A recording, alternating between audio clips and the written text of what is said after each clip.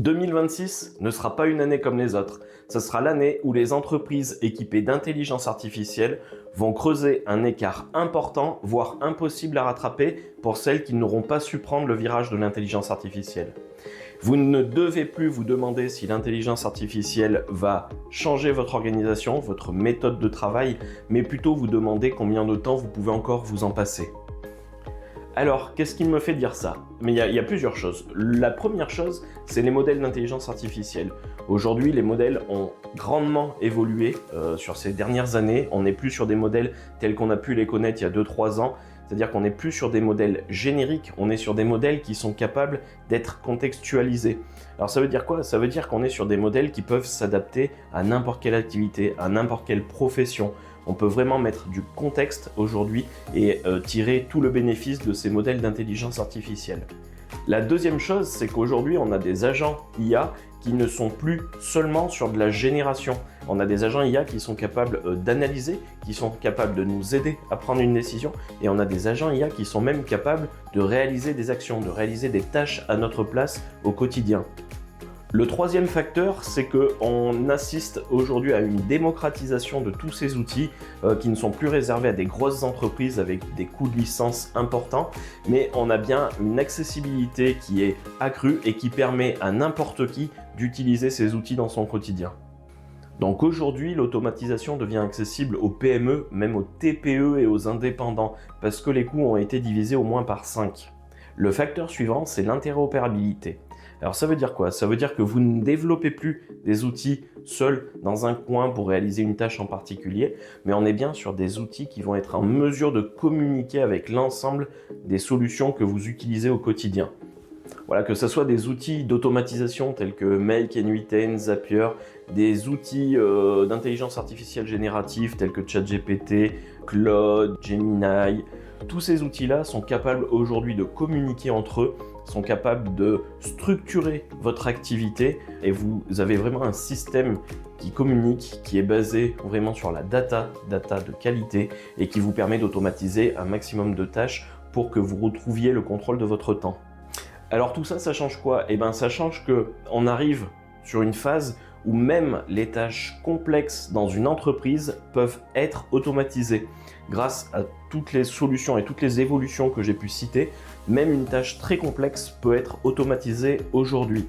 Donc ça change vraiment la stratégie des entreprises et tout ça me fait dire que 2026 va être une année vraiment phare, vraiment pivot pour l'intégration des outils d'intelligence artificielle et d'automatisation au sein de votre activité. Et 2026 sera l'année où les outils cessent d'être des gadgets mais deviennent de vrais collaborateurs. Alors tout à l'heure, je vous parlais du fossé qui va grandir entre les entreprises qui ont fait le choix de l'intelligence artificielle et celles qui hésitent encore. Eh bien, tout ça c'est mesurable en fait. Les entreprises qui ont déjà fait ce choix-là sont capables d'aller 2 à 5 fois plus vite que les autres entreprises grâce notamment à l'automatisation de tâches complexes. Elles peuvent avoir un gain de temps significatif et important par rapport à celles qui n'ont pas encore intégré ces outils. Et de la même manière, grâce à tous ces outils, on a un pilotage en temps réel de l'entreprise. Le dirigeant sait en temps réel, au jour le jour, où en est son business. Et ça, c'est possible grâce à tous ces outils d'intelligence artificielle et d'automatisation. Mais c'est pas tout parce que ces outils-là permettent aussi d'améliorer la productivité. Donc on a des équipes qui produisent plus sans avoir une charge mentale supérieure. Et ça c'est important parce qu'on peut vraiment s'appuyer sur les outils pour évacuer cette charge mentale. Mais c'est pas tout parce que tous ces outils nous permettent aussi d'anticiper des opportunités aujourd'hui. Avec un pilotage en temps réel complet, avec un système d'alerte, avec un système de scoring, on est en mesure d'anticiper rapidement des solutions, des opportunités et de prendre des décisions beaucoup plus éclairées rapidement. Et rappelez-vous d'une chose, c'est qu'un fossé au début on ne le voit pas et quand on commence à le voir, il est déjà trop tard pour pouvoir le combler. Quels avantages on peut mettre en avant pour une entreprise qui sera augmentée, qui aura intégré tous ces outils d'intelligence artificielle pour 2026 ?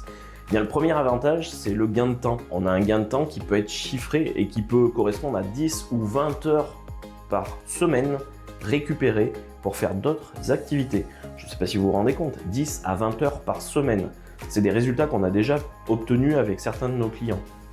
Alors ces outils-là nous permettent aussi de limiter le risque d'erreur. Vous le savez, avec des saisies manuelles, on est humain, on s'est déjà tous trompés, on se trompera tous à nouveau. L'intérêt aussi de mettre en place des systèmes automatisés, fiables et performants, c'est pour limiter et diminuer ce risque d'erreur.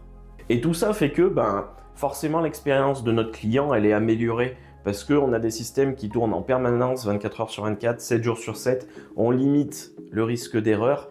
On est en mesure de fournir un service client qui est de meilleure qualité et ça permet d'améliorer l'image de la société. Du coup, on parlait de productivité également, donc tous ces agents-là nous permettent d'améliorer notre productivité, donc notre croissance, sans avoir forcément besoin de recruter. Je sais que certains dirigeants se posent la question du recrutement, c'est une période assez charnière, assez compliquée, trouver le bon candidat, le sécuriser, le garder, faire en sorte qu'il soit investi, qu'il se sente bien au travail. Donc tout ça, c'est un enjeu que les RH connaissent parfaitement. Et l'idée ici, c'est aussi de pouvoir s'appuyer sur des assistants qui vont pouvoir réaliser des tâches et on n'aura pas besoin justement de rentrer dans toutes ces problématiques de gestion RH. Alors attention, je ne vous dis pas que l'intelligence artificielle remplace les personnes. Elle remplace des tâches répétitives, chronophages, sans valeur ajoutée. Donc ça devient des assistants digitaux. Donc pour résumer tout ça, l'entreprise augmentée, vous l'avez compris, elle n'est pas plus grosse, elle ne travaille pas plus, mais elle est bien mieux organisée. Et ça, c'est important. Pour la petite histoire, j'ai accompagné un dirigeant de PME qui me disait dès le début de nos échanges, on a un fossé tellement important avec le leader du marché qu'on ne pourra jamais le rattraper. On a travaillé ensemble pendant des mois pour structurer, pour organiser. On a automatisé à peu près 70% des flux de l'entreprise. Aujourd'hui, donc 1 an et demi après avoir eu ce discours-là, on est sur un dirigeant qui est heureux, qui est fier de ce qui a été accompli et qui peut se comparer donc au leader du marché.